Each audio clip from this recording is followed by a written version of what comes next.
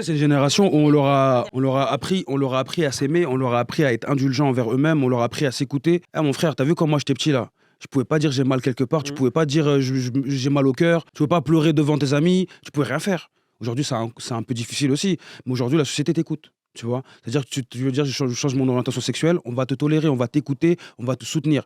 Alors qu'avant, c'était pas le cas. Peu importe la vie de chacun, moi je trouve que c'est une bonne chose. Moi je trouve que c'est une bonne chose parce que tu vois, ces jeunes-là, à l'époque, ils se seraient fait battre dans la rue, ils se seraient fait tabasser et ils se seraient mis avec peut-être des gens dangereux pour oublier cette société-là qui les agressait. Mais aujourd'hui, tout le monde, on écoute tout le monde. Il y a un contre-coup à ça, c'est que tout le monde est hypersensible du coup et tout le monde se base sur ses sentiments pour agir. Et après, il y a beaucoup d'égoïsme qui s'installe. Moi, je pense qu'il y a plein de choses qui font que... C'est parce qu'on les a fait penser à eux. Nous, on pensait jamais à nous. On pensait à la famille, on pensait à nos petites sœurs, nos petits frères.